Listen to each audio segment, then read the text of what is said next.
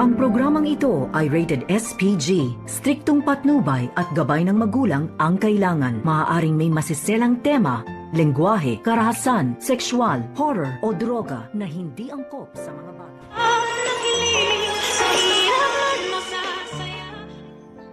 Narito ng ating mga karagdagan na aabangan mamaya sa abot kamay na pangarap.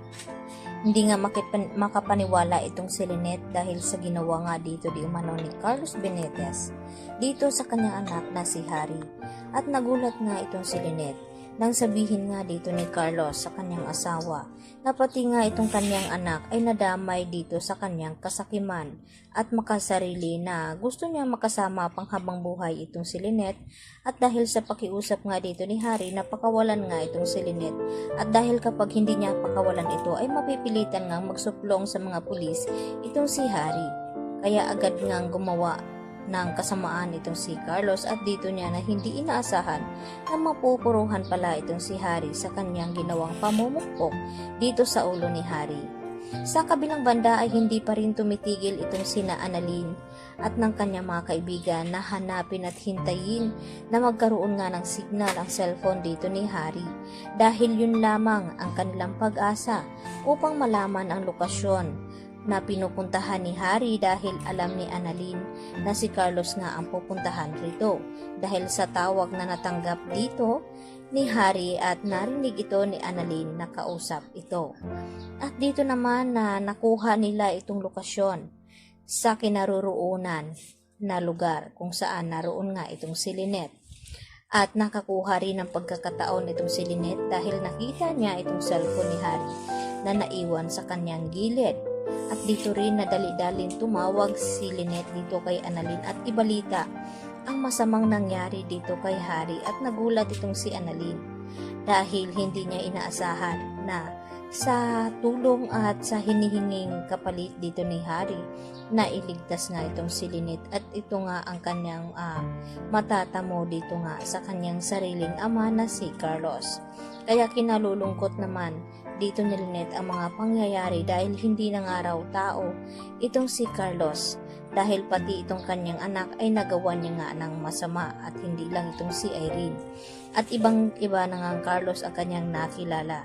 At pinayuhan pa nga ito ni Lynette itong si Harry na kung palagi niyang konsentihin itong ginagawa ng kanyang ama ay wala na rin pinagkaiba itong si Harry dito nga kay Carlos at pati siya ay madadamay at makukulong. Kaya nang lumapit nga itong si Harry kay Carlos, dito nga nabanggit ni Carlos sa kanyang anak na damay na nga siya rito at makukulong na rin kung sakaling isusumbong ni Harry sa mga pulis itong kanyang ginawang pagkidnap dito kay Lynette. At hindi naman naniniwala itong si Harry na madadamay nga daw siya dahil sa kanyang gagawing tulong dito kay Lynette na isa sa uli nga niya dito si Lynette diyon sa kanyang anak na kay Annalyn. At naniniwala nga itong sina Annalyn na magkaiba ang ugali dito ni Harry at ni Carlos dahil alam niya na gagawin ni Harry kung ano man ang tama. Kaya hindi pa rin ito nawala ng pag-asa.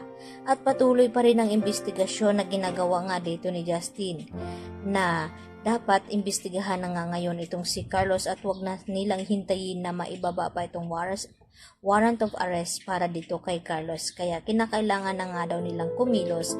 Yan naman ang sabi dito ni Giselle bago pa mahuli ang lahat at maghihintay lamang sila sa wala.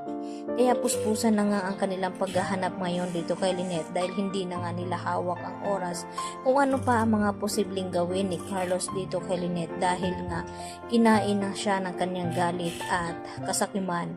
Kaya lahat ng kanyang mahal sa buhay ay nadadamay lalo na itong kanyang anak na si Harry at nananaig pa rin kay Harry ang pagiging anak nito kay Carlos kaya hindi niya magawang isumbong ito sa mga tanod at dito kay Arman na hawak niya sa liig itong sina Lynette at pati na rin itong kanyang anak dahil kinukonsensya nga ni Carlos itong si Harry na wala daw itong utang na loob kung sakaling magsumbong man ito sa mga tanod at dito nga kay Arman dahil siya nga ang nagpalaki nito simula hanggang ngayon at siya rin tumulong dito kay Harry na makamit itong kanyang mga pangarap na magiging photographer.